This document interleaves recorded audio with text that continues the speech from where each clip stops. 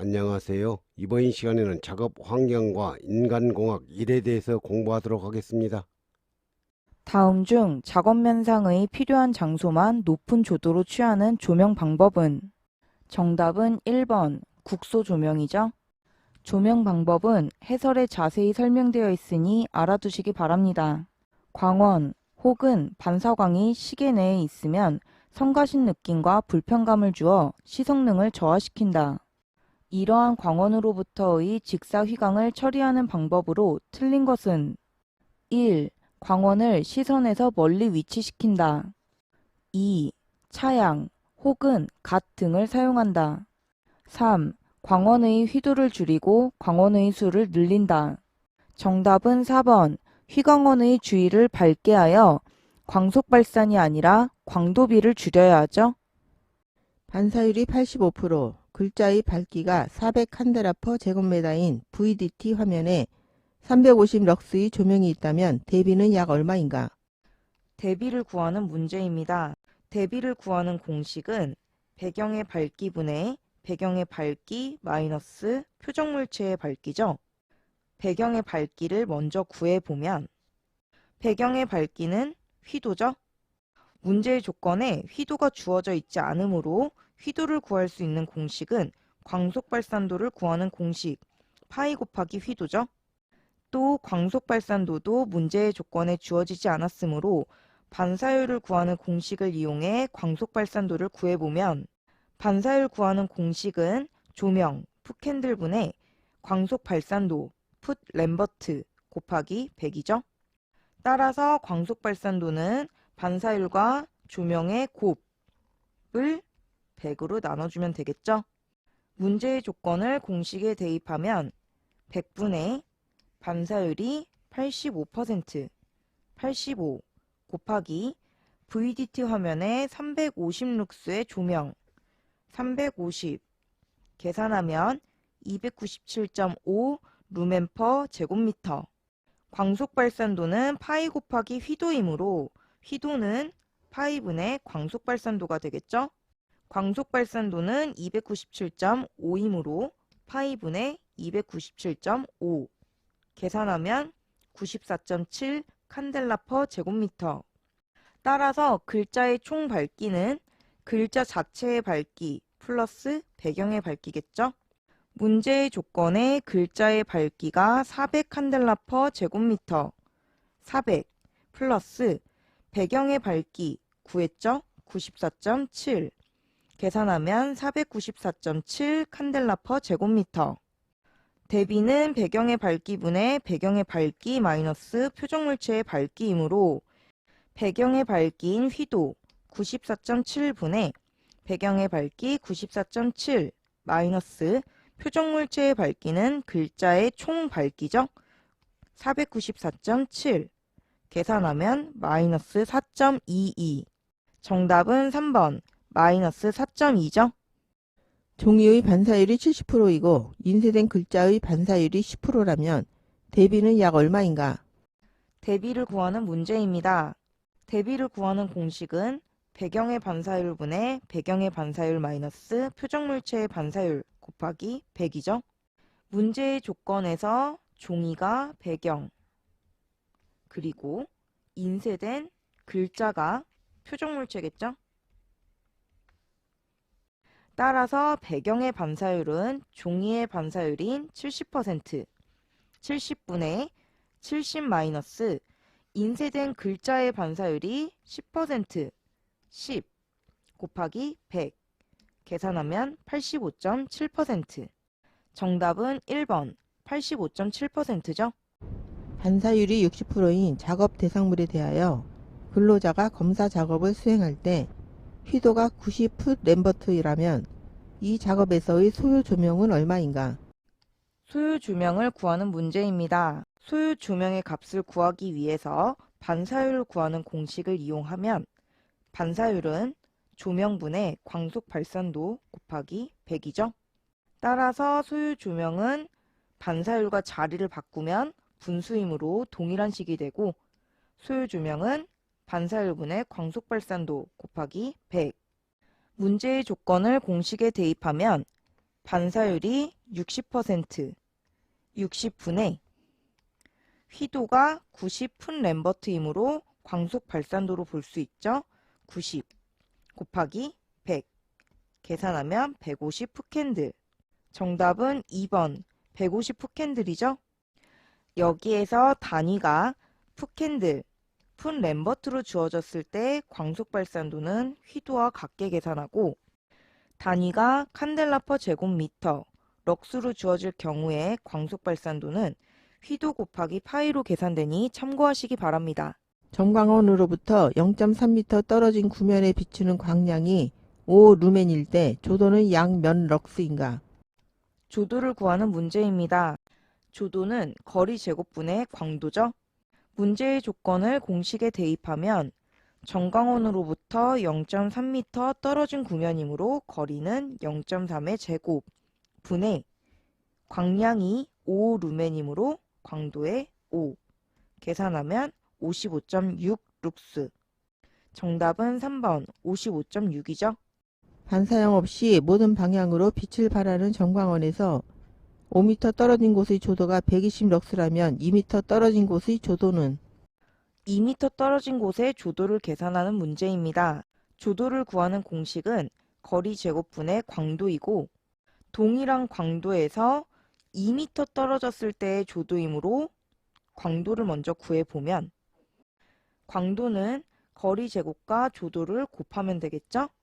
문제의 조건을 공식에 대입하면 조도가 120 룩스, 120 곱하기 5m 떨어진 곳이므로 5의 제곱 계산하면 3000 칸델라.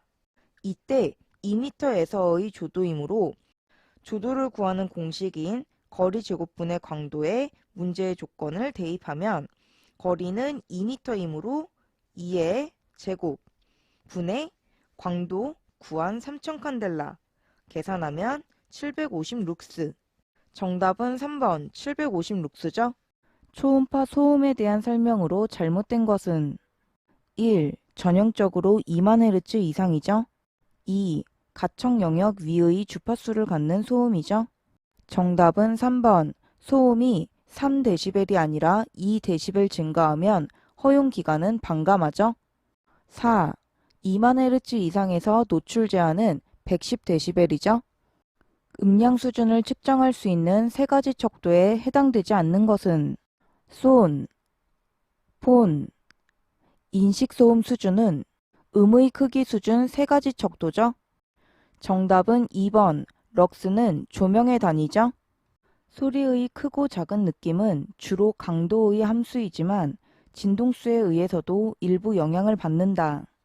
음량을 나타내는 척도인 폰의 기준 순음 주파수는 정답은 1번 1폰은 1000Hz에서 순음의 음압 수준 1dB의 크기를 나타내죠. 음압 수준이 70dB인 경우 1000Hz에서 순음의 폰치는 1000Hz에서 1dB은 1폰이므로 1000Hz에서 70dB은 70폰이죠. 정답은 2번 70폰. 경보 사이렌으로부터 10m 떨어진 음압 수준이 140dB이면 100m 떨어진 곳에서 음의 강도는 얼마인가? 음의 강도를 구하는 문제입니다. 음의 강도를 구하는 공식은 데시벨2는 데시벨1 마이너스 20로그 D1분의 D2로 데시벨1은 소음원으로부터 D1 떨어진 곳의 소음, 데시벨2는 소음원으로부터 D2 떨어진 곳의 소음이죠. 문제의 조건을 공식에 대입하면 10m 떨어진 음압 수준이 140dB, 데시벨1은 140, 마이너스 20로그에 140dB은 10m 떨어졌을 때죠. D1은 10, 분의 구하고자 하는 D2, 100m죠. 계산하면 120dB. 정답은 3번 120dB이죠. 소음원으로부터의 거리와 음압 수준은 역비례한다. 동일한 소음원에서 거리가 2배 증가하면 음압 수준은 몇 데시벨 정도 감소하는가? 음압 수준의 감소하는 정도를 구하는 문제입니다. 앞 문제에서 공부했죠? 데시벨2는 데시벨 1 마이너스 20로그의 D1분의 D2. 음압 수준의 차이를 구하면 되므로 데시벨 1에서 데시벨 2 값을 뺀 값이겠죠? 공식에서는 데시벨 2는 우변으로 20로그 D1분의 D2 항이 좌변으로 가면 되겠죠? 그러면 20로그 D1분의 D2가 두 음압의 차이겠죠? 문제의 조건을 공식에 대입하면 20로그의 D1을 1이라고 하면 거리가 2배 증가하므로 D2는 2가 되겠죠? D1분의 D2이므로 1분의 2. 계산하면 6.02 데시벨. 정답은 3번. 음압 수준은 약 6데시벨 정도 감소하겠죠? 자동차를 생산하는 공장의 어떤 근로자가 95데시벨의 소음 수준에서 하루 8시간 작업하며 매시간 조용한 휴게실에서 20분씩 휴식을 취한다고 가정하였을 때 8시간 시간 가중 평균은 단 소음은 누적소음 노출량 측정기로 측정하였으며 OSHA에서 정한 95데시벨의 허용시간은 4시간이라 가정한다. 시간 가중 평균을 구하는 문제입니다. 시간 가중 평균을 구하는 공식은 16.61 곱하기 로그의 100분의 D 플러스 90이죠. 여기에서 D는 기준시간분의 가동시간으로 OSHA에서 정한 95데시벨에서의 허용시간은 4시간이므로 기준시간은 4분의 가동시간은 문제의 조건에서 하루 8시간을 작업을 했고 그 중에 매시간 20분씩 휴식을 하였으므로 1시간 60분 중 20분은 휴식했으므로 휴식한 시간은 제외하고 8시간이 되겠죠. 시간 단위이므로 60으로 나눠주면 133%. 구한 D값을 시간 가중 평균 공식에 대입하면 16.61 곱하기 로그의 100분의 133 플러스 90 계산하면 92.057 데시벨. 정답은 2번 약 92 데시벨이죠. 다음 중 열 중독증의 강도를 올바르게 나열한 것은 정답은 3번 니은 열 발진, 디귿 열 경련, 기역 열 소모, 리을 열사병 순서죠. 열에 의한 손상은 해설에 자세히 설명되어 있으니 알아두시기 바랍니다. 다음 중 신체의 열교환 과정을 나타내는 공식으로 올바른 것은 정답은 1번 신체 열 함량 변화 델타 S는 대사열 발생량 M- 수행한 1W 플러스 마이너스 복사열 교환량 R 플러스 마이너스 대류열 교환량 C 마이너스 증발열 발산량 2죠. 작업장에서 1시간 동안에 480BTU의 일을 하는 근로자의 대사량은 900BTU이고 증발 열 손실이 2250BTU, 복사 및 대류로부터 열 이득이 각각 1900BTU 및 80BTU라 할 때 열 축적은 얼마인가? 열 축적을 구하는 문제입니다. 열 축적을 구하는 공식은 M 대사열 마이너스 2 증발 플러스 마이너스 복사 플러스 마이너스 대류 마이너스 한 일 순서로 계산하죠. 문제의 조건을 공식에 대입하면 대사량은 900BTU 900 마이너스 증발열 손실 2250BTU 2250 플러스 복사로 인한 열 이득 1900BTU 1900 플러스 대류로부터 열 이득 80BTU 80 마이너스 1시간 동안 480BTU의 일을 하는 근로자 480 계산하면 150. 정답은 2번 150이죠.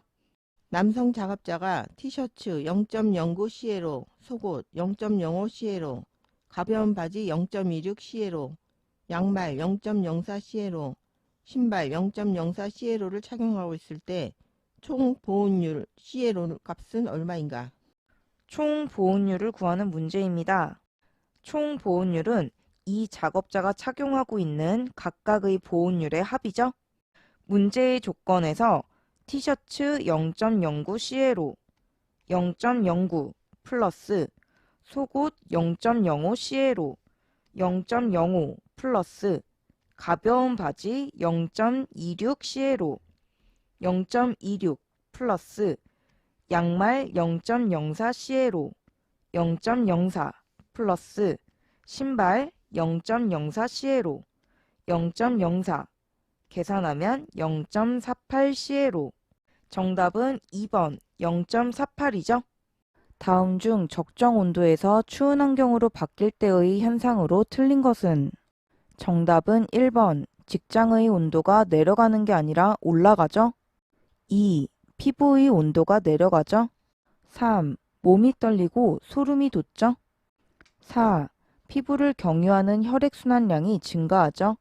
들기 작업 시 요통재해 예방을 위하여 고려할 요소와 가장 거리가 먼 것은?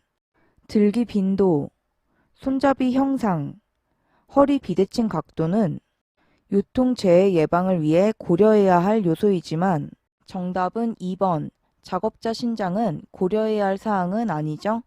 내쉬 리프팅 가이드라인에서 권장 무게 한계 산출에 사용되는 개수가 아닌 것은? 수평 개수, 수직 개수, 비대칭 개수는 권장 무게 한계 산출 개수이지만 정답은 1번 휴식 개수는 포함되지 않죠. 권장 무게 한계는 해설에 자세히 설명되어 있으니 알아두시기 바랍니다. 단순 반응 시간이란 하나의 특정한 자극만이 발생할 수 있을 때 반응에 걸리는 시간으로서 흔히 실험에서와 같이 자극을 예상하고 있을 때이다. 자극을 예상하지 못할 경우 일반적으로 반응 시간은 얼마 정도 증가되는가? 정답은 1번 0.1초 증가되죠. 자극을 예상하고 있을 때는 0.15에서 0.2초 정도 걸리죠. 다음 중 가속도에 관한 설명으로 틀린 것은? 1. 가속도란 물체의 운동 변화율이죠. 2. 1g는 자유낙하하는 물체의 가속도인 9.8m/s 제곱에 해당하죠. 정답은 3번 선형 가속도는 단위 시간 동안 속도의 변화량을 말하죠. 4. 운동 방향이 전후방인 선형 가속의 영향은 수직 방향보다 덜하죠. 이것으로 강의를 마치겠습니다. 감사합니다.